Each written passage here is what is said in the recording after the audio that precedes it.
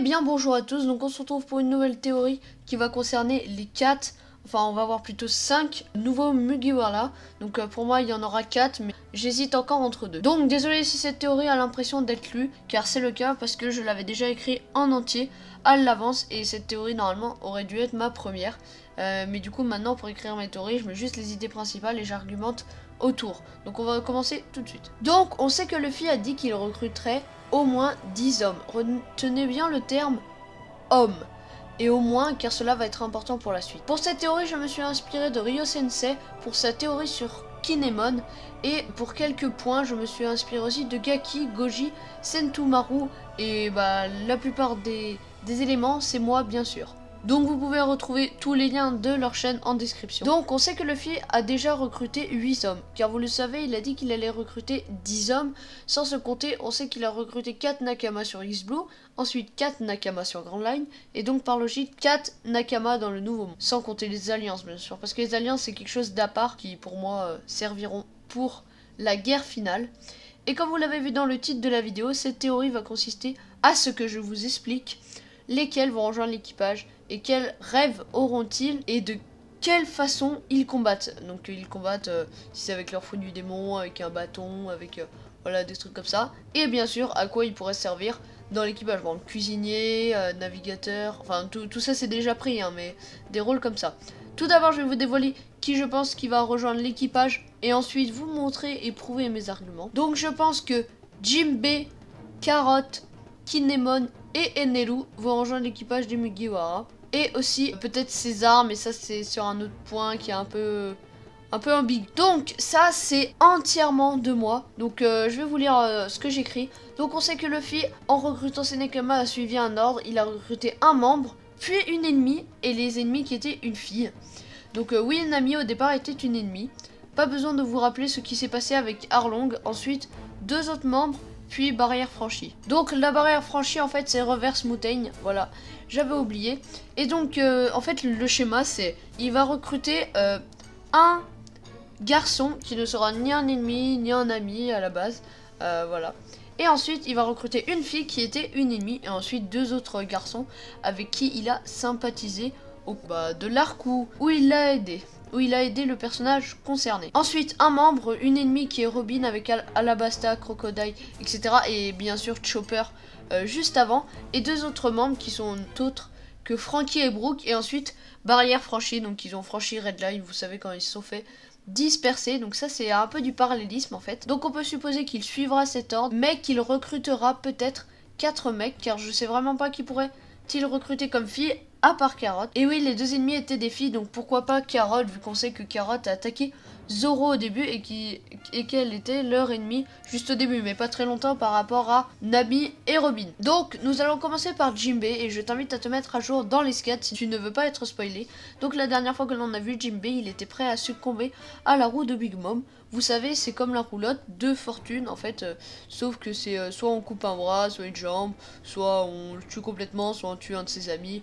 Enfin voilà, ça n'a pas encore été prouvé, mais c'est ce que je suppose.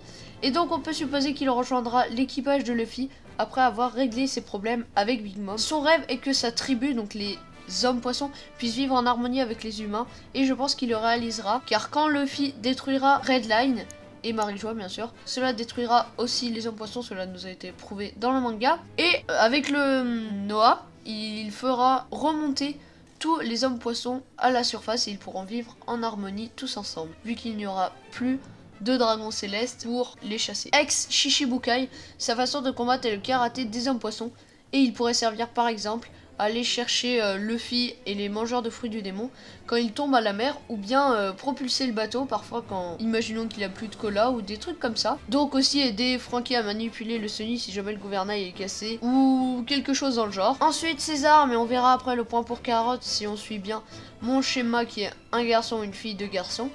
Est à la base un ennemi mais qui s'est rapproché de plus en plus de l'équipage. Son rêve est de surpasser Vegapunk, donc là je parle de César, donc c'était aussi un ennemi mais c'est pas une fille, donc ça colle pas parfaitement à mon schéma. Ce qui pourrait être intéressant pour l'équipage vu qu'il veut surpasser Vegapunk, c'est qu'il veut faire plein d'expériences qui pourront avancer les Mugiwara dans une technologie plus concrète.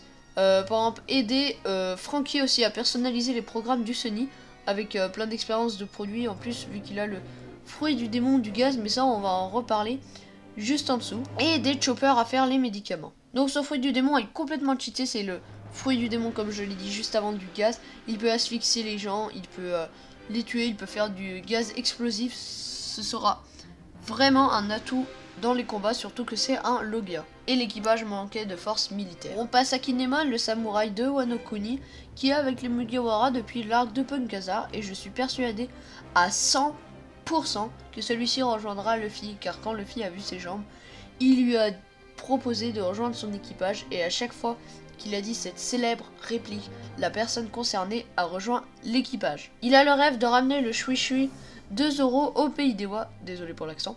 Sa façon de combattre est avec 2 sabres, et retenez bien ce que je vais dire. 2 sabres qui maîtrisent le feu, et là on peut voir le rapprochement, et notez que c'est aussi un gros pervers. Donc Zoro maîtrise 3 sabres sans effet, donc naturel, donc les 3 sabres classiques. Kinemon 2 sabres avec le feu, et Brook 1 sabre avec la glace, donc 1 sabre pour Brook, 2 sabres pour Kinemon, et 3 sabres pour Zoro, et puis ça fait la glace, son élément contraire qui est le feu, et puis le standard en fait. Et il pourrait former un deuxième trio qui est le trio de pervers, toujours avec Brook, Sanji et Kinemon bien sûr lui.